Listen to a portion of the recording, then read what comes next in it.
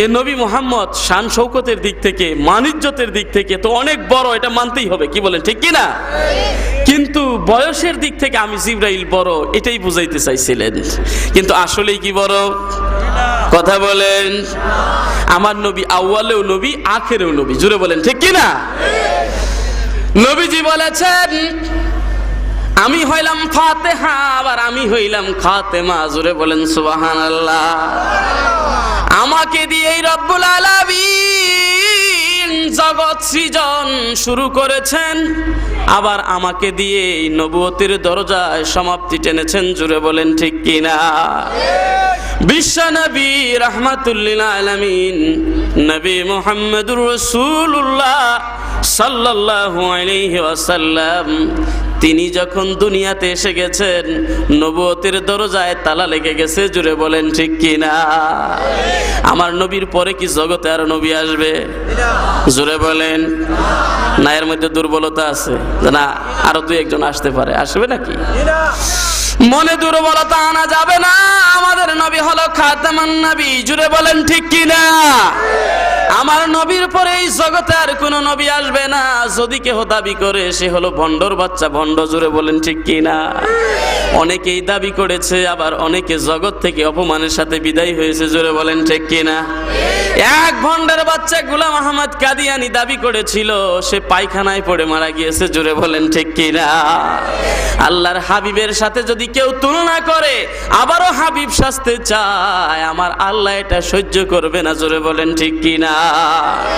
তো ভাইরা আমার, জিবরাইল বুঝাইতে চান যে শান শৌকতের দিক থেকে তো আমাদের নবীজি ঊর্ধ্বেই, তবে বয়সের দিক থেকে আমি, এই বাবা এই তোমরা গল্প করবা না, বসছো এদিকে তাকায় থাকবা। কিন্তু আসলে কি জিবরাইলের পণ্ডিতপূর্ণ কথা ঠিক আছে? জবাব দেন বাবা, জবাব দেন। ঠিক নাই। কেন ঠিক নাই? আমার নবী হলেন সবার আগে সৃষ্টি, জুড়ে বলেন ঠিক কিনা? এখন প্রমাণ হবে কি দেখেন, জিবরাইল পণ্ডিতপূর্ণ কথা দিয়ে জবাব দেয়, ওগো নবীজি আমি জানি না আমার বয়স কত, তবে এতটুকু বলতে পারি এই চতুর্থ আসমানে আমি একটা নূরের তারকা উদয় হতে দেখেছি। নাজমুন শব্দের অর্থ হলো তারকা, জুড়ে বলেন ঠিক কিনা? একটা তারকা উদয় হতে দেখেছি, মিটমিট করে আকাশের মধ্যে জ্বলতো, উদয় অবস্থায় ৭০,০০০ বছর থাকতো। কত বছর? সমাজে দেখবেন কিছু মানুষ, এটা মানুষের স্বভাব, সত্য কথা, ৪০ যদি কারোর বয়স ওভার হয়ে যায় তখন নিজেকে একটু মুরব্বিয়ানা কায়দায় প্রকাশ করে, কি বলেন ঠিক কিনা? ৪০ হইলে যদি জিজ্ঞেস করেন যে বাবা আপনার বয়স কত, উনি বলবে ৫০, মানে আরেকটু বাড়ায় বলে। আর যদি হয় ৫০, উনি আরেকটু বাড়ায় বলে যে ৬০, কি বলেন? হয় কিনা এরকম? তার মানে বেটা আমার সামনে তুমি মাতব্বরি করো, আমি তোমার জন্ম হইতে দেখলাম, বলে কিনা? স্বাভাবিক। আবার দেখবেন যদি বয়স ২০-এর আন্ডার হয়, ২০-এর নিচে হয়, তখন নিজের আরেকটু ছোট মনে করে। যদি জিজ্ঞেস করে বাবা তোমার বয়স কত, উনি বলে যে ১৬-১৭ হবে। ১৭ হইলে বলে ১৫, তার মানে বিয়ের বয়স সামনে তো একটু কমাই বলে। বেশি বললে যদি আবার অন্য মেয়ে কেউ বিয়ে না দেয়, কি বলেন? বুঝেন না? এগুলা হয় কি না? বয়স নিয়ে এরকম পণ্ডিতপূর্ণ আচরণ আমাদের সমাজে মানুষ করে। ৪০-এর বেশি হইলে আরো বেশি বলে, জানে এখন যদি আমি কম বলি লাভ নাই, দাড়ি দুই একটা পাইকে গেছে, শরীরের চামড়া একটু ঢিল হয়ে গেছে, এখন কম বললে মানুষ ঠাট্টা করবে, অর্থাৎ আরেকটু বাড়ায় বলি, যার কারণে আমার প্রভাবটা বেশি হবে যে না আমি মুরব্বী এই গ্রামের, কি বলেন ঠিক কি না? আর যদি কম হয় আরো কমায় বলে। জিবরাইল আলাইহিস সালাম বুঝাইতে চাইলেন নবী মুহাম্মদ আপনার শান শৌকত তো আল্লাহ বাড়ায় দিছে, কিন্তু বয়সের দিক থেকে আমি, আসলেই কি ঠিক? আমার নবীজি বলেছেন আমি তখন থেকেই নবী যখন থেকে আদম পানি এবং মাটির মধ্যে গড়াগড়ি খায়, জুড়ে বলেন ঠিক কিনা? আমার নবী তখন থেকেই নবী, আদম যখন নবুয়ত পায় নাই, সব নবীর শুরুতে রব্বুল আলামিন আপনার হাবিবকে সৃষ্টি করেছেন, জগতে প্রেরণ করেছেন, সবার পিছনে, জোরে বলেন ঠিক কিনা? জিবরাইল আলাইহিস সালাম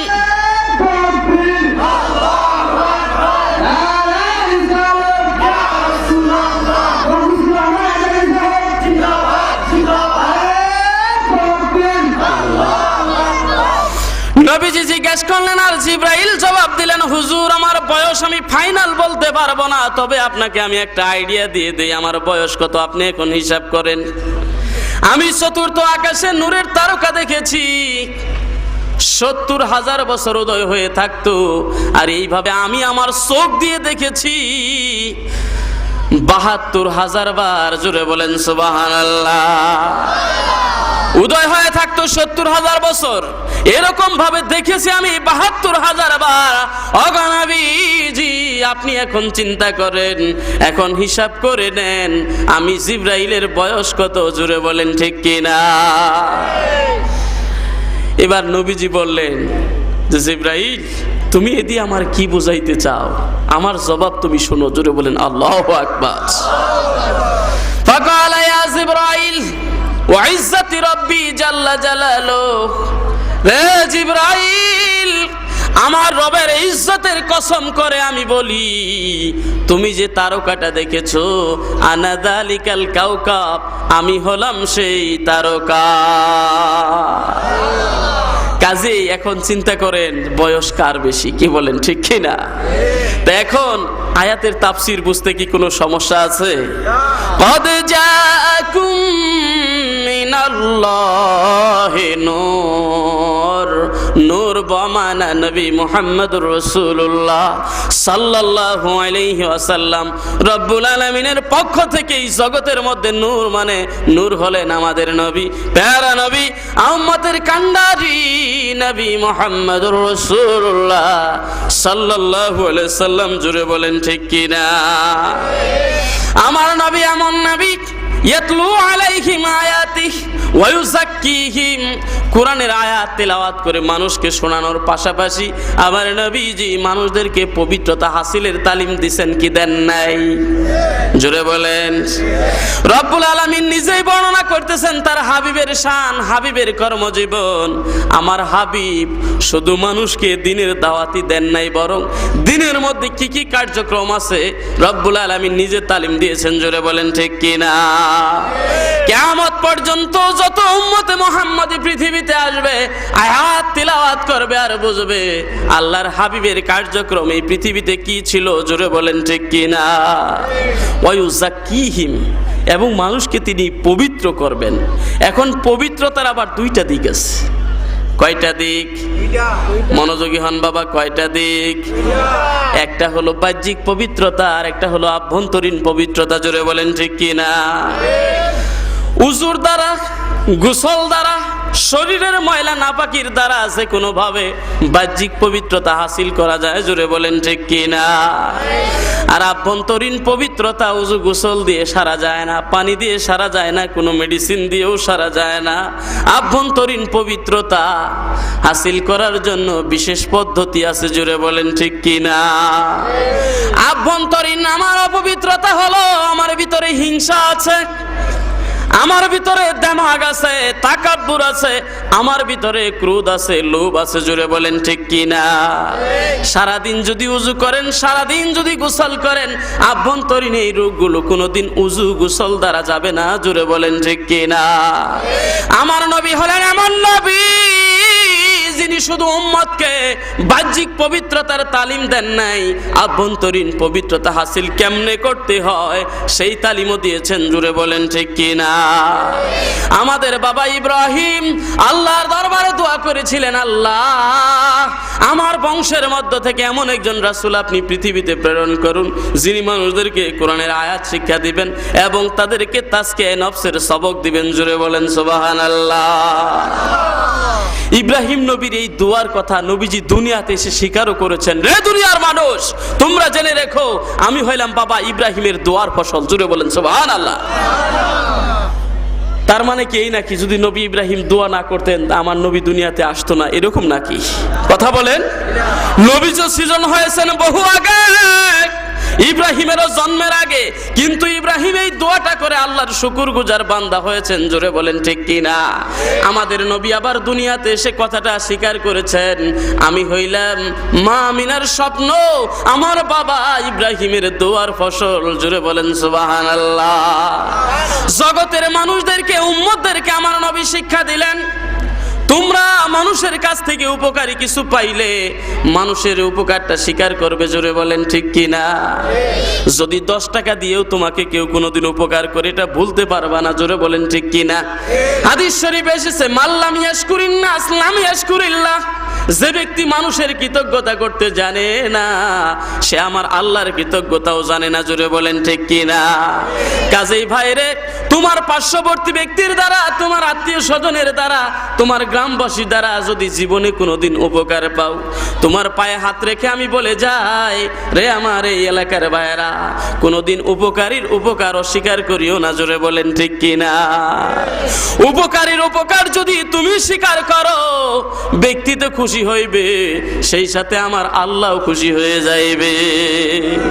কাজে আমার নবীজি শিক্ষা দিলেন, রে আমার উম্মতেরা, বাবা ইব্রাহিম যে দোয়া করেছে, সেই দোয়ার সাক্ষী এই দুনিয়াতে আমি তোমাদেরকে দিয়ে গেলাম। ইব্রাহিম নবী করেন দোয়া,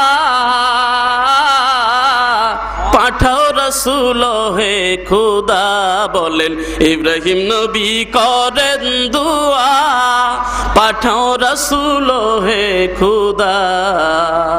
ও যিনি শিক্ষা দিবেন কুরআন হাদিস ইলমে বাতেনে, নবী রহমতেরই সুধা নিয়ে এলেন জাহানে, নবী রহমতেরই সুধা নিয়ে।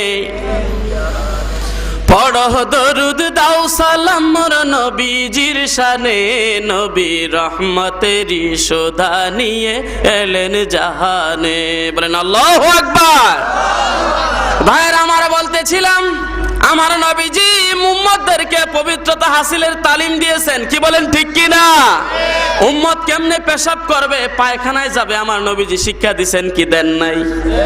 অস্বীকার করতে পারবেন? আমার নবীজি বলেছেন, যখন তোমরা পেশাব পায়খানায় যাও, লা তাস্তাকবিলুল কিবলাতা ওয়া লা তাস্তাদবিরুহা। পেশাব পায়খানায় ঢোকার পরে কিবলাকে সামনেও রাখবা না, পিছনেও রাখবা না, নবীজি কি বলেন নাই? জোরে বলেন। এখন যদি কেউ পেশাব পায়খানার সময় কিবলাকে সামনে বা পিছনে রাখে, আমরা কি তাকে নবীর উম্মত বলতে পারবো? কথা বলেন। তুমি নবীর দুশমন, জোরে বলেন ঠিক কিনা? কিছুদিন আগে আপনারা একটা পত্রিকায় দেখেছেন, একটা পত্রিকার সম্পাদক ওই শয়তান ওর বাসার মধ্যে যতগুলো পায়খানা সবটি কিবলার দিক ফিরায় রাখছে, জুড়ে বলেন নাউজুবিল্লাহ। পত্রিকাতে দেখেছেন আপনারা, নাম বলতে চাই না। এরা যদি দাবি করে যে আমরাও নবীর উম্মত, এটা কি মানা যাবে? জুড়ে বলেন। আমরা বলবো তোমরা ইহুদিদের দালাল, জুড়ে বলেন ঠিক কি না? তোমার কিবলা তোমার পেশাব পায়খানায় রুখ হয় নবীর হুকুমের বিপরীত, আল্লাহর কাবা ঘরের দিকে তুমি পেশাব করো, পায়খানা করো। আমার নবীজি বলেছেন সামনেও রাখবা না, পিছনেও রাখবা না, জোরে বলেন ঠিক কিনা? একটা হাদিসকে এরা দলিল দেয়, দেখেন কত অবাক এলেমের। যে নবীজি বলেছেন যে তোমরা পূর্ব এবং পশ্চিম দিকে ফিরে পেশাব পায়খানা করো, জোরে বলেন নাউজুবিল্লাহ। পূর্ব পশ্চিম বলছেন, সেটার অবস্থান তুমি জানবা না নবীজি এখন কোন সময় কোথায় ছিলেন? ওয়ালাকিন শাররিকু আও গারিবু, তোমরা পূর্ব এবং পশ্চিম দিকে মুখ করে পেশাব পায়খানা ছাড়ো। তখন তো নবীজি ছিলেন মদিনায়, জোরে বলেন ঠিক কিনা? মদিনা থেকে কিবলা হইল দক্ষিণ দিকে। নবীজি ওই সময় যে বলছেন পূর্ব পশ্চিম দিককে ফিরে তোমরা পেশাব পায়খানা করো, তাহলে কি কোনো দোষ আছে? কথা বলেন। এখন যদি আমরা পূর্ব পশ্চিম মুখ করে পেশাব করি আর ওই হাদিসকে দলিল দিই, নবীজি নিজেই তো বলছেন পূর্ব পশ্চিম দিকে হাদিস, তুমি হাদিসের গোড়ার ডিমও বুঝো না, কি বলেন ঠিক কিনা? হাদিস তুমি পড়ছো, হাদিসের কোন সময় কি অর্থ হবে, কোন জায়গা থেকে নবীজি কোথায় ছিলেন, এগুলো মুহাদ্দিসদের পরিভাষায় তুমি বুঝো না, জোরে বলেন ঠিক কিনা? নবীজি বললেন পূর্ব পশ্চিম দিকে ফিরে তোমরা পেশাব পায়খানা হাজত ছাড়ো। সেই সময় নবীজির কিবলা ছিল দক্ষিণ দিকে, জোরে বলেন ঠিক কিনা? আচ্ছা ভাই বলেন তো, আমরা যে কাবা শরীফকে সম্মান করি, আমাদের দেশ থেকে কাবার অবস্থান পশ্চিম দিকে, কি বলেন? আমাদের দেশ থেকে কাবা কোন দিকে? কি পিছনের ভাইরা আপনারা অমনোযোগী হইলেন কেন? একটু কষ্ট করে এদিকে তাকান। নবীজি বললেন তোমরা পেশাব পায়খানার সময় পূর্ব দিকে ফিরো এবং পশ্চিম দিকে ফিরো। তার মানে মদিনাবাসীর জন্য এই হুকুম, মদিনাবাসীদের জন্য কিবলা হলো দক্ষিণ দিকে, জুড়ে বলেন ঠিক কিনা?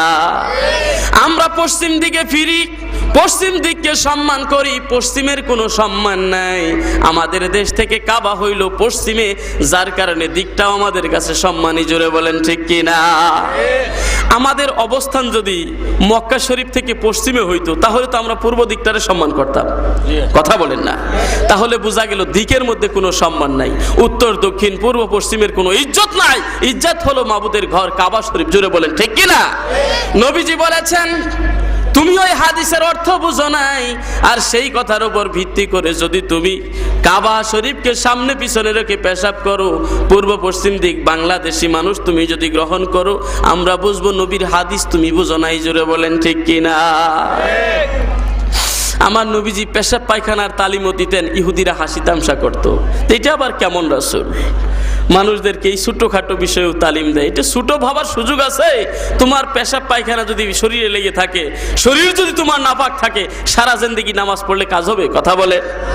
তুমি নাপাকি থেকে গেলা, অপবিত্র থেকে গেলা, তোমার কোনো ইবাদতই তো আল্লাহর কাছে কবুল হবে না। জোরে বলেন ঠিক কি না? তাহলে এটাকে ছোট দেখো কেমনে? কটাক্ষ করে বলে মালে হাজার রাসূল ইয়াকুলুত তুআম ওয়া ইয়ামশি ফিল আসওয়াক। এটা আবার কেমন রাসূল? খানাও খায় বাজারেও যায়। জোরে বলেন নাউজুবিল্লাহ। খানাও খায় বাজারেও যায়, তার মানে আমার নবীর খানা খাওয়ার দরকার নাই। জোরে বলেন নাউজুবিল্লাহ। আবার বাজারেও যায়, বাজারে যাওয়ার দরকার নাই। কথা বলেন? বাজারে আপনি প্রয়োজন ছাড়া অবস্থান করতে পারবেন না। বাজার নিকৃষ্ট জায়গা, নবীজি নিজেই বলছেন। কি বলেন ঠিক কি না? কিন্তু প্রয়োজনেও কি বাজারে যাওয়া লাগবে না? কথা বলেন? তুমি সাদা দরবেশ হইয়া তসবিহ নিয়ে মসজিদের ভিতরে 24 ঘন্টা বসে থাকবা, এটা কোরআন হাদিস বলে না। জোরে বলেন ঠিক কি না? নামাজ শেষ, মাবুদের ইবাদত শেষ, তুমি ইবাদত শেষের সাথে সাথে রিজিক অন্বেষণের জন্য জমিনের মধ্যে ছড়িয়ে পড়ো। আমার আল্লাহ বলছেন কি বলেন নাই? আমার আল্লাহ শিক্ষা দিয়েছেন রে পৃথিবীর মানুষ, মাবুদের কাছে দোয়া করো, আল্লাহ দুনিয়াতেও শান্তি দাও, পরকালেও শান্তি দাও। জুড়ে বলেন ঠিক কিনা? তাহলে দুনিয়ার শান্তিকে অস্বীকার করার সুযোগ নাই। এটা আল্লাহ নিজেই শিক্ষা দিয়েছেন। কারণ দুনিয়া হলো পরকালের জন্য তোমার ক্ষেত্র স্বরূপ। এখান থেকে তুমি যা রোজগার করে নিবে, পরকালে তাই তুমি হাতে পাবে। জোরে বলেন ঠিক কিনা? কাজেই ইমাম আবু হানিফা রহমতুল্লাহ আলাইহি বলেছেন, নদীতে নৌকা চলতে গেলে যেমন পানির প্রয়োজন, একজন মুমিনকে দুনিয়াতে বাঁচতে গেলে দুনিয়ার কিছু সম্পদেরও প্রয়োজন। এটা কি আপনি মানবেন না? যে ইমাম আবু হানিফারই তো মানি না, এর কথা আবার কি মানবো? জোরে বলেন নাউজুবিল্লাহ। যারা ইমাম আবু হানিফার মতো এখনো ইলম অর্জন করতে পারেন নাই, ওনার সহজেই মানে। আর যারা বলে যে না ইমাম আবু হানিফার দরকার নাই, বোঝা যায় মনে ওনার চেয়ে ওনারা অনেক বেশি জানে। কি বলেন ঠিক কি না? নাউজুবিল্লাহ। ওদের একদিনের এক রাতের ইলম যতটুকু অর্জন করেছে, মানুষের জন্য যে খেদমত করেছে, তোমার জিন্দেগি করলেও সমান হবে না। জোরে বলেন ঠিক কি না? এক রাতের আমলও তোমার আমলের সমান হবে না। আর আজকে তুমি ইমাম আবু হানিফাকে গালি দাও, মাযহাবের দরকার নাই বলো, আমরা বলবো তুমি ইহুদিদের দালাল। জোরে বলেন ঠিক কি না? তাদের মতো ব্যক্তির সাথে আজকে তুমি নিজেকে তুলনা করো। আল্লাহু আকবার। ইয়া রাসূলুল্লাহ। মাযহাবের বিরোধীরা হুঁশিয়ার সাবধান, মাযহাব বিরোধীরা হুঁশিয়ার সাবধান। আরে তাকবীর। আল্লাহু আকবার। ইতিপূর্বের বুজুর্গদের সমালোচনা করা, এটা আমরা ধরে নিব এটি কিয়ামতের আলামত। কি বলেন ঠিক কি না? আমরা কোনো বুজুর্গদেরকে দোষী করতে চাই না, কারণ তাদের দ্বারা আমরা ইসলাম পেয়েছি, এটা তো মানতে হবে। জোরে বলেন ঠিক কি না? তুমি সিলেটের জমিনে বসে বসে ইসলাম পেয়েছো যাদের দ্বারা, আজকে যদি তাদেরকে অস্বীকার করো, নিজের বাবাকে অস্বীকারের মতো। জোরে বলেন ঠিক কি না? একটা বাবার পরিচয় ছাড়া সন্তান যেমন সমাজে পরিচয় পায় না, সমাজের কোনো গ্রহণযোগ্যতা থাকে না, বুজুর্গানে কেরামকে অস্বীকার করা মানে তুমি ইসলামকে অস্বীকার করে বসবা একদিন। প্রকারান্তরে কোরআন হাদিসকে অস্বীকার তুমি করতে বাধ্য হয়ে যাবা। তাদেরকে না মানলে সাহাবীদেরকে মানবা না, সাহাবীদের নিয়ে সমালোচনা শুরু করে দিবে। এক পর্যায়ে বলবে সাহাবীরাই তো কোরআন আমাদেরকে সন্নিবেশন করে এরকম হাতে তুলে দিয়েছে, কাজেই কোরআনের মধ্যেও সন্দেহ আছে। জুড়ে বলেন নাউজুবিল্লাহ। ভাইরা আমার, বুজুর্গদেরকে আমরা কখনো অস্বীকার করতে রাজি না। বলতেছিলাম ইহুদিরা কটাক্ষ করে আমার নবীকে নিয়ে, এটা আবার কেমন রাসূল? মানুষদেরকে ছোট ছোট বিষয় নিয়েও তালিম দেয়। ইসলামের কোনো বিষয় ছোট নাই। জুড়ে বলেন ঠিক কি না? একদিনের জন্যও তুমি যদি নাপাকি হয়ে যাও, সারাদিনের কোনো ইবাদত আমার আল্লাহর কাছে কবুল হবে না। নবীজি বাহ্যিক তালিম দিয়েছেন পেশাব পায়খানায় কেমনে যাইতে হবে। পেশাবখানায় তোমরা যখন ঢুকো, পায়খানায় ঢুকো, কোন পা দিয়ে ঢুকবে আমার নবীজি তালিম দিছেন কি দেন নাই? জোরে বলেন। পায়খানায় যাইতে কোন পাও আমরা আগে দিব? কোন পাও? বাম পাও। বাম পাও আগে দিয়ে ঢুকা সুন্নত। দুনিয়ার এমন কোনো কাজ নাই যে ডান দিক থেকে আরম্ভ করলে সুন্নত হয় না, কি বলেন ঠিক কিনা? সব কাজই হলো ডান দিক থেকে শুরু করা সুন্নত, একমাত্র এই পেশাব পায়খানা দুনিয়ার চেয়ে তুলনামূলক জায়গাটা নিকৃষ্ট, কি বলেন ঠিক কিনা? এখানে বাম পা দিয়ে নবীজি ঢুকার জন্য আমাদেরকে অর্ডার করেছেন, কোনো কারণ খোঁজার দরকার নাই। আবার যখন বের হব ডান পা দুনিয়াতে আগে প্রবেশ করাবো, পায়খানা থেকে বের হওয়ার সময় ডান পা জমিনে দিব, এটা কি আমার নবী শিক্ষা দেন নাই? আবার মসজিদে ঢুকার সময় কোন পা আগে দিব? নবীজি তালিম দিছেন কি দেন নাই? অবশ্যই। তা আমার ভাইরা, আমাদের সব কাজের শুরু হবে নবীজি শিক্ষা দিয়েছেন ডান দিক থেকে, একমাত্র পেশাব পায়খানা। ভাইরা আমার, পাশাপাশি তাজকিয়া নফসের সবক দিয়েছেন। অন্তরের রোগ কেমনে দূর হবে, অন্তরের অপবিত্রতা কেমনে দূর হবে, নবীজি শিক্ষা দিয়েছেন কি দেন নাই? সেই সিলসিলা অনুসরণ করে একদল বুজুর্গানে দিন মানুষের আত্মিক চিকিৎসা আজকেও করে যাইতেছেন। জোরে বলেন ঠিক কিনা? অস্বীকার করার কায়দা আছে? বেশভূষায় তুমি যত বড় দরবেশ হও, অন্তরে যদি তোমার নেফাকি থাকে, অন্তরে যদি তোমার তাকাব্বুরি থাকে, এই বাহ্যিক লেবাসের কোনো মূল্য আমার আল্লাহর কাছে নাই। জোরে বলেন ঠিক কিনা? তোমাদের মতো ওই ব্যক্তি আল্লাহর কাছে বেশি সম্মানী যে আল্লাহর কাছে যত তাকওয়াবান। জোরে বলেন ঠিক কিনা? রব্বুল আলামিন বাহিরি জাহেরি এই সুরত কারোটা দেখেন না, ওয়ালাকি ইয়ানজুরু ইলা কুলুবিকুম ওয়া নিয়াতিকুম। আল্লাহ দেখেন তোমার কলব এবং নিয়তের অবস্থা। জোরে বলেন ঠিক কিনা? মসজিদে নামাজ পড়তে গেলাম, সাধারণ মানুষ যেভাবে যায় আমিও গেলাম। যদি জিজ্ঞেস করা হয় কেন নামাজ পড়তে এসেছো, এসেছি আমার বন্ধু নামাজে আসছে, আমিও আসছি। অন্তরে আল্লাহর ভয় নাই, বন্ধুকে দেখানোর জন্য। অথবা মসজিদে আমি যে নামাজটা আদায় করি ইমাম সাহেবের সামনে দাঁড়িয়ে গেছি, অথবা ইমাম সাহেবের পিছনে আসি, আশেপাশে আসি, মসজিদের ভিতরে সিজদাটা একটু লম্বা সিজদা দেই। আবার যদি বাসায় আসি মুরুগের ধান ঠুকর দেওয়ার মতো একবার ঢুকাই আবার মাথা উঠাই। জুড়ে বলেন ঠিক কিনা? এমন আছে না নাই? যদি মসজিদে আমার সিজদা লম্বা হয়, বাড়িতে গিয়ে অনবরত আবার আলাদা যখন হয়ে যায়, তখন যদি সিজদা ছোট হয়, তখন বোঝা যাবে আমার ভিতরে রিয়া আছে। আল্লাহকে হাজির নাজির জেনে আল্লাহর রাস্তে আমি সিজদা করি নাই, আমি সিজদা করেছি মানুষকে দেখানোর জন্য। জোরে বলেন ঠিক কিনা? এরকম ধরনের বহু রূপ মানুষের মনের ভিতরে আছে, যেটা বাহ্যিক পবিত্রতা হাসিলের উপকরণ দ্বারা কখনো পবিত্রতা হাসিল করা যায় না। উম্মতের আত্মিক চিকিৎসা কেমনে হবে? বুজুর্গানে দিন মানুষদেরকে তালিম দেয় নবীজির শিখানো ভাষায়। জোরে বলেন ঠিক কিনা? লিকুল্লি শাইইন সিকালাতুন, কি বলেন আছে কি নাই? প্রত্যেক বস্তু পবিত্র করার জন্য বাহ্যিক পবিত্রতা হাসিলের উপকরণ মেডিসিন আছে, কিন্তু আমার যে ভিতরে নাফাকি, আমার ভিতরে কুফরি, আমার ভিতরে চুগলখড়ি, আমার ভিতরে হিংসা বিদ্বেষ, এগুলো দূর করার জন্য একটা মেডিসিন আমার নবীজি দিয়েছেন। জুড়ে বলেন ঠিক কিনা? সেই পথ ধরে ওয়ুযাক্কিহিম, এটার মেজদাক নমুনা হলো আউলিয়া কেরাম। জুড়ে বলেন ঠিক কিনা? বাহ্যিক উপকরণ, তুমি নৌকা দিয়ে তোমার নদী পার হইতে হয়, কলব যাদের পরিষ্কার আছে তারা জায়নামাজ দিয়ে নদী পার হয়। জোরে বলেন ঠিক কিনা? ভাইরা আমার, লম্বা কথা সংক্ষেপে বলে দেই, সুদূর ইয়ামেন থেকে আপনার দেশের সিলেটকে মানুষ, বাংলার মানুষ যে কারণে বেশি দাম দেয়, তিনি হলেন শাহজালাল ইয়ামানি। জুড়ে বলেন ঠিক কিনা? বাহিরের বহির ডিস্ট্রিক্টের সব মানুষগুলো আপনার জেলায় আসে, আপনার ডিস্ট্রিক্টে আসে, একমাত্র কদর হলো শাহজালাল ইয়ামানি। জুড়ে বলেন ঠিক কিনা? ভাইরা আমার, তার মামার নির্দেশে তরিকতের সবক যখন তিনার পূর্ণ হয়ে গেল, এক মুষ্টি মাটি দিয়ে মামা বলে দিলেন, রে বাবা শাহজালাল, এই মাটির সাথে রং, স্বাদ, গন্ধ, বর্ণ যখন তুমি মিল পাবে, ওই মাটির মধ্যে আস্তানা গাড়বে। আমার ভাইয়েরা, লম্বা কথা, শেষ পর্যন্ত তিনি যখন সুরমা নদীর তীরে উপনীত হলেন, দেখলেন গৌর গোবিন্দ খবর পেয়ে নদী থেকে সব বাহনগুলো সরিয়ে দিয়েছে, কোনো ভেলাও নাই, নৌকাও নাই। জোরে বলেন ঠিক কিনা? কিন্তু যারা অন্তরটাকে পরিষ্কার করেছে, আমার নবীর হক্কানি উম্মত যারা, হক্কানি আলেম যারা, নদী কেন আকাশ পথেও তারা এমনিই চলতে পারে। জোরে বলেন ঠিক কিনা? আপনারা জানেন, ওই দক্ষিণ বক্সেন একজন আল্লাহর ওলি, তিনি যখন জেলখানার মধ্যে আবদ্ধ হয়ে গেলেন, শেষ রাতে জেলখানায় আল্লাহর ওলিকে পুলিশরা খুঁজে পায় না। পুলিশরা তো বিচলিত হয়ে গেছে, একজন আরেকজনের সঙ্গে বলা বলি শুরু করে দিয়েছে। একজনে বলে, ভাই আমার চাকরি নাই। কই কেন চাকরি নাই? এই যে একজন সুফি মানুষ জেলখানার কামরার মধ্যে ছিল, ওনাকে এখন দেখা যায় না। আসলেই সবাই খুঁজে দেখে জেলখানার মধ্যে লোকটা নাই।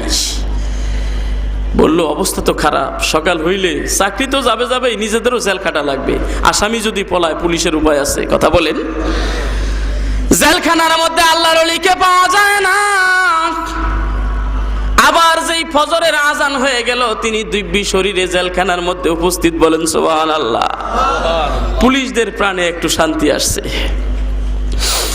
জিজ্ঞাসা করতে লাগলো লাইন দিয়ে সারা জেলখানার মানুষ, পুলিশ, যে হুজুর আপনি গেলেন কোথায়? কিন্তু যারা যত বড় হয় নিজের পরিচয়টা গোপন রাখে। জোরে বলেন ঠিক কিনা? মানুষের মাঝে তারা ধরা দিতে চায় না। আমাদের সমস্যা হলো একটাই, নিজে সূরা ফাতিহার অনুবাদও করতে পারবো না, ফতুয়া দিয়ে সমাজটারে গরম করব। আছে কি নাই? যদি জিজ্ঞেস করেন, এই বেটা তুমি যেটা বিদআত বললা, শিরকি বললা, পাইছো কোথায়? আমার হুজুরে বলছে। কি বলেন? তুমি পাইলা কোথায় যে এত বড় ঘোষণা দিলা? যে ব্যক্তি দাঁড়ায় বলে, ইয়া নবী সালাম আলাইকা, বেদাতি হয়ে গেছে। আমার হুজুর বলছে দাঁড়ায় সালাম দিলে বেদাতি হয়ে যায়। কি বলেন? আছে না নাই? কি আপনাদের সমাজে আছে এগুলা? খবরদার, কোনো ভাইকে কটাক্ষ করার জন্য আপনি বলবো না।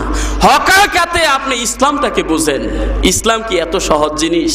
এত সহজে একজন মানুষ মুশরিক হয়ে যায়? এত সহজে একজন মানুষ কাফের হয়ে যায়? ভাইরা আমার, ওই আল্লাহর ওলি পুলিশদেরকে কি জবাব দিলেন, এটা উম্মতের জন্য শিক্ষা। তিনি বললেন, রে আমার পুলিশ ভাইরা, আমাকে যদি জেলখানায় না পাওয়া যায়, দোষ তো আমার না, তোমাদের দোষ। জোরে বলেন ঠিক কিনা? চিন্তা করছেন? এটা বললো না যে আমি তো অনেক বড় আল্লাহর ওলি, আমি সায়ের করে বিভিন্ন জায়গায় যাইতে পারি। মানুষ আপ, আতশ, খাক, বাত, 4টা উপকরণ দ্বারা গঠিত। যখন আল্লাহর হয়ে যায়, এগুলো সব বিলীন হয়ে যায়, আমরাও বিলীন হয়ে যাই। এটা তিনি বলেন নাই। তিনি বললেন যে আমাকে যদি জেলখানায় না পাওয়া যায়, দোষ আমার না, দোষ তোমাদের। তোমরা হয়তো কেউ আমার পক্ষে হয়ে তালাটা খুলে দিয়েছো, কেউ হয়তো আমার পক্ষে কাজ করে জেলখানা থেকে বের করে দিছো। নিজের পরিচয়টাকে গোপন রাখলেন। জোরে বলেন সুবহানাল্লাহ। বলতেছিলাম, শাহজালাল ইয়ামানি রাহমাতুল্লাহ আলাইহি, তিনি দেখলেন সামনে কিছুই নাই, পার হবে কেমনে? আল্লাহর ওলিরা ভরসা করে কার উপরে? জোরে বলেন কার উপরে? আল্লাহর উপরে ভরসা রেখে আল্লাহর নাম নিয়ে জায়নামাজটা নদীর মধ্যে বিছিয়ে দিলেন। জোরে বলেন আল্লাহু আকবার। ঐতিহাসিকরা সাক্ষী দেয়, একজন করে জায়নামাজের মধ্যে পা দেয়, আর জায়নামাজটা লম্বা হইতে শুরু করে। এইভাবে 360 জন যত ওনার সঙ্গে সাথীরা ছিল, সবাই জায়নামাজের মধ্যে পা রাখলো। জায়নামাজটা একটা ফেরির মতো পাশ হইয়া যায়। সামনে নদী, নৌকা নাই রে, কার পিঠে হবে সওয়ার? শাহজালাল, শাহজালাল, জায়নামাজে সুরমা নদী হলেন পার। আল্লাহু আকবার। পাথর চালান দিল রাজা, সঙ্গীরা সব হয়রানা। পাথর চালান দিল রাজা, সঙ্গীরা সব হয়রানা। সিলহট বললে শাহজালাল, অতীতের নাই নিশানা। সিলহট বললে শাহজালাল, পাথরের নাই নিশানা। অতীতের ইতিহাস তোমরা কেন সরো না? আউলিয়াদের অবদান তোমরা কি ভাই বুঝো না? বলেন আল্লাহু আকবার। আমি বলতেছিলাম আল্লাহর ওলি যারা বুজুর্গানে দিন যারা ইতিপূর্বে ছিলেন তাদেরকে অস্বীকার করা যাবে না, জোরে বলেন ঠিক কি না? আরেকজন মানুষ সিলেটের সব আলেম ওলামার মাঝে যতদিন আসলাম সবাই এক বাক্যে যাকে স্বীকার দেয়, শামসুল উলামা ফুলতলি সাহেব কিবলা, জোরে বলেন ঠিক কি না? আপনারা চিনেন কিনা? হুজুর আমরা চিনি না, আপনি চিনেন? কি বলেন ঠিক কি না? আপনাদের মুখ থেকে শুনি তো আমিও চিনি, কি বলেন ঠিক কি না? আমার কাছে বড় ভালো লাগলো, এই বাংলাদেশে যত বুজুর্গানে দিন আছেন ইসলামের খেদমত বিভিন্ন ভাবে করতেছেন, তবে উনার দ্বারা ডাবল খেদমত, একটা তরিকতের খেদমত, আবার রব্বুল আলামিন তার হাবিবের যত গুণ বলেছেন ওয়াতলু আলাইহিম আয়াতি, আল্লাহর হাবিব তেলাওয়াত করে শোনান। আল্লাহর হাবিবের একজন উম্মত আল্লামা ফুলতলি সাহেব কিবলা রহমতুল্লাহ আলাইহি মানুষকে কোরআন তেলাওয়াত শোনান, জোরে বলেন ঠিক কি না? একজন আলেম কিভাবে সহি শুদ্ধভাবে কোরআন শিখতে পারে এই একটা মিশন এই সিলেটের জমিনে বাস্তবায়ন আছে, জোরে বলেন ঠিক কি না? এটা আপনাদের জন্য গর্ব, আপনাদের জন্য শুকরিয়া। আমার ঢাকার আলেম উলামা যেভাবে তেলাওয়াত করতে না জানে, এই এলাকার একটা স্কুলের ছাত্র আছে ভালো তেলাওয়াত জানে, কি বলেন? এটা আপনাদের প্রশংসা ফুলানোর জন্য বলি নাই, সত্য কথা, কি বলেন ঠিক কি না? কারণ আমি নিজেও দেখেছি যে ওইদিকের আলেম উলামা যেভাবে কোরআন তেলাওয়াত করতে না জানে, এইদিকে সাধারণ মানুষ যিনারা দারুল কিরাতে পড়েছে এদের সামনে তেলাওয়াত করা কঠিন আছে, কি বলেন ঠিক কি না? একজন আলেম উলামা এদের পিছনে রেখে ইমাম হয়ে দাঁড়াইতে বড় কঠিন আছে। এটা আপনাদের জন্য শুকরিয়া, ফুলতলি সাহেব কিবলা রহমতুল্লাহ আলাইহি সিস্টেমটা এই জমিনে শুরু করেছেন, কি বলেন ঠিক কি না? ভাইরা আমার, বলতেছিলাম আমার নবীজি দুই দিক থেকে উম্মতকে পবিত্রতা হাসিলের তালিম দিয়েছেন, জোরে বলেন ঠিক কি না? আন্তরিক আভ্যন্তরীণ পবিত্রতা যেই মানুষটার হাসিল হয়ে যায় ওই মানুষটা জাগতিক কোনো উপকরণের দিকে আর তাকায় থাকে না, জোরে বলেন ঠিক কি না? আর যিনি শিক্ষা দিলেন তাকে যদি বলি সাধারণ মানুষ, আমরা বলবো তোমাদের কপাল পুড়ে গেছে, ঠিক কি না? নবীজিকে যদি বলি আমার ভাইয়ের মতো, আমার বাবার মতো, এটা কি ঠিক হবে? নাউজুবিল্লাহ বলেন না। আমার নবীজিকে বললাম যে আল্লাহ তো বলছে তোমাদের মধ্য থেকে একজন মানুষ প্রেরণ করেছি, আরেক আয়াতে আছে আনা বাশারুম মিসলুকুম, তুমি এইটুকুই পড়লা, পরেরটুকু পড়ো, ইউহা ইলাইয়া, কি বলেন ঠিক কি না? আমার মতো নবীজি মানুষ ঠিক আছে, আবার কি বলেছেন? ইউহা ইলাইক, আমার নিকটে ওহী আসে, তোমাদের নিকটে আসে না, জোরে বলেন ঠিক কি না? এইটুক পড়লেই তো তুমি কিছু হইলেও ডিফারেন্স ধরতে পারো যে আমার নিকটে ওহী আসে, তোমাদের নিকটে আসে, তাহলে বোঝা গেল আমি আর তোমরা সমান না, কি বলেন ঠিক কি না? আমার নবীজি রাস্তা দিয়ে হেঁটে গেলে বৃক্ষগুলো হেলে ডুলে তাকে সালাম জানাইতো কিনা, জোরে বলেন? নবীজিকে বলতো আসসালাতু ওয়াসসালামু আলাইকা ইয়া রাসূলুল্লাহ। দালাইলুন নবুওয়াত কিতাব খুলে আপনারা দেখবেন আমার নবীজি 2 থেকে 3 জন সাহাবীদেরকে নিয়ে বসে আলাপ করতেছেন দ্বীনি বিষয়ক। গ্রাম্য একজন বেদুইন গুই সাপ শিকারী, সঙ্গে একটা সভ্য শিকারকৃত বর্তমানে শিকার করে নিয়ে এনেছে মাত্র কয়েক ঘন্টার ব্যবধান। গুই সাপকে সঙ্গে নিয়ে নবীজির দরবারে উপস্থিত হয়েছে। বই বেদুইন আমার নবীজিকে তিনি আলাদা করতে পারেন নাই। সাহাবায়ে কেরামদেরকে জিজ্ঞেস করলেন ওই ব্যক্তিকে, ওনার পরিচয় জানতে চায়। সাহাবীরা পরিচয় দিলেন, উনি হলেন বিশ্বনবী রাহমাতুল লিল আলামিন নবী মুহাম্মদুর রাসূলুল্লাহ সাল্লাল্লাহু আলাইহি ওয়াসাল্লাম। উনি হলেন আমাদের নবী মুহাম্মদুর রাসূলুল্লাহ সাল্লাল্লাহু আলাইহি ওয়াসাল্লাম। বেদুইন বলল যে আমি তখনই মানবো এই বিষয়গুলা যে উনি তোমাদের নবী।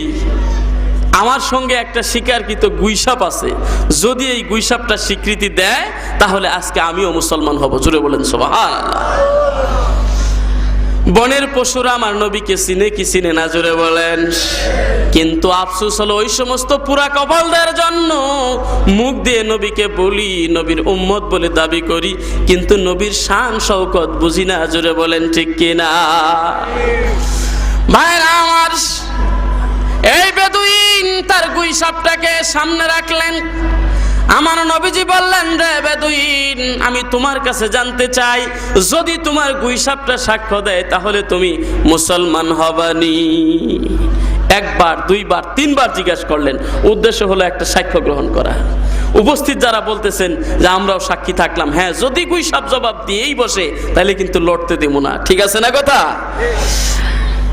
নবীজি তিনবার স্বীকৃতি নিয়ে এবার গুইসাপকে বললেন, রে গুইসাপ, তুমি কার ইবাদত করো? কার ইবাদত করে জুড়ে বলেন। আমরা কার ইবাদত করব? না মানুষের? খবরদার, ইবাদত করব কার? আল্লাহর। গুইসাপের কাছে জিজ্ঞাসা করতে দেরি, জবাব দিতে দেরি করে নাই।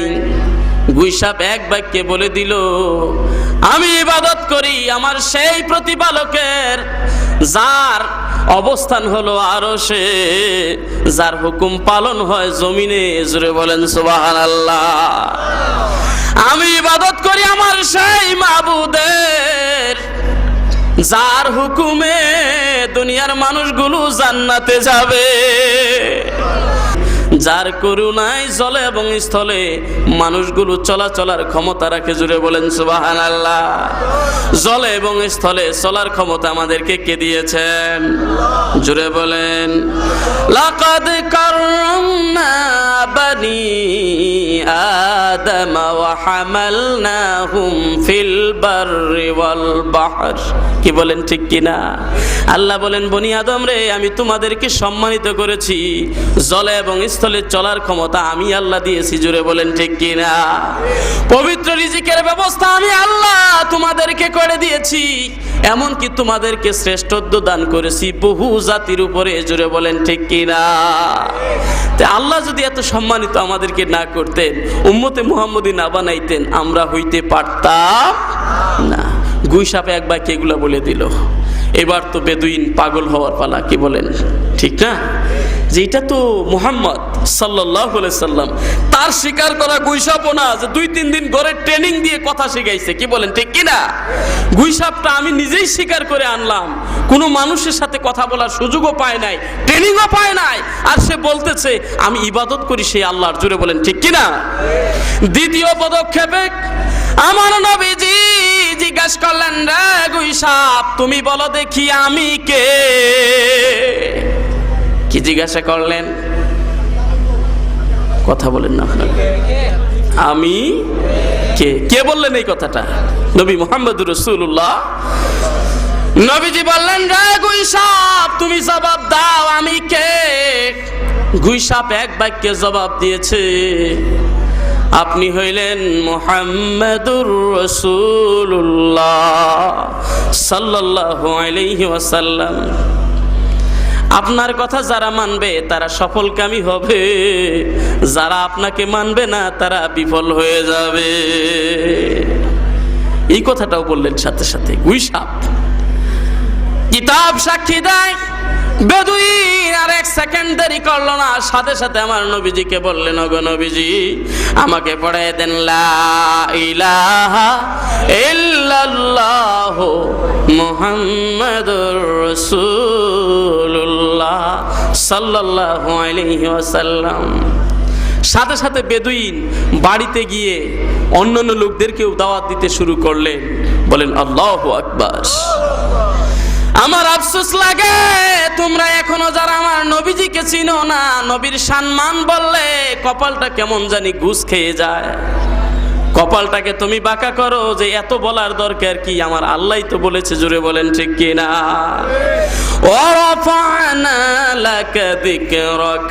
এই আয়াতের তাফসীর তুমি কি পড়েছো?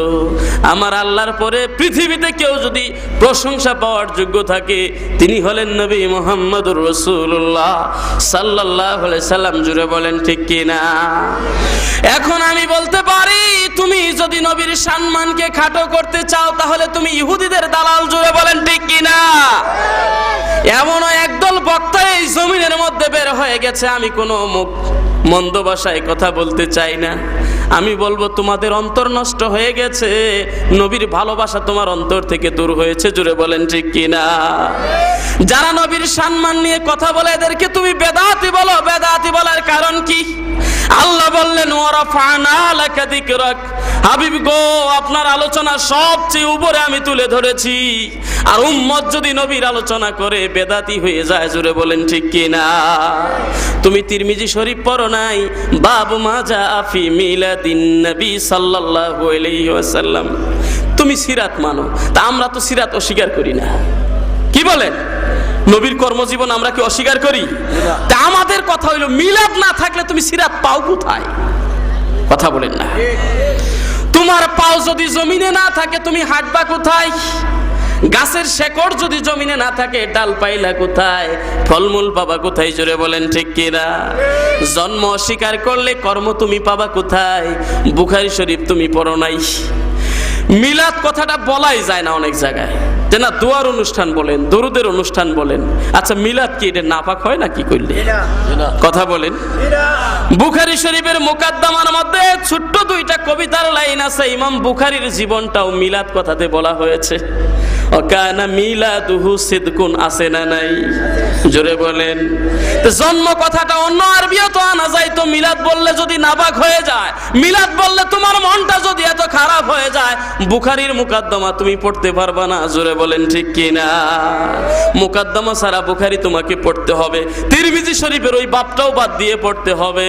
এরকম যত জায়গায় আমার নবীর সম্মান আছে বাদ দিয়ে তোমার পড়তে হবে। নাকি তুমি পড়োই কে জানে? জোরে বলেন ঠিক কি না? যদি তুমি পড়েই থাকো মিলাদ অস্বীকার করো কেন? মিলাদ মুখ দিয়ে বললে মুখ নাপাক হওয়ার কথা না। জোরে বলেন ঠিক কি না? এই জন্য আমরা এক বাক্যে বলতে পারি পৃথিবীতে জাত শত্রু হলো আল্লাহর নবীর ইহুদিরা। জোরে বলেন ঠিক কি না? যত জাতিরা আমার নবীজির সাথে শত্রুতা করেছে, এক নম্বরে হলো ইহুদিরা, দুই নম্বরে খ্রিস্টানরা। জোরে বলেন ঠিক কি না? তোমাদের ধর্মগ্রন্থের মধ্যে আমার নবীর কথা এসেছে। আল্লাহর নবী ঈসা বলে গিয়েছে আমুবাশশিরাম বিরাসূলিন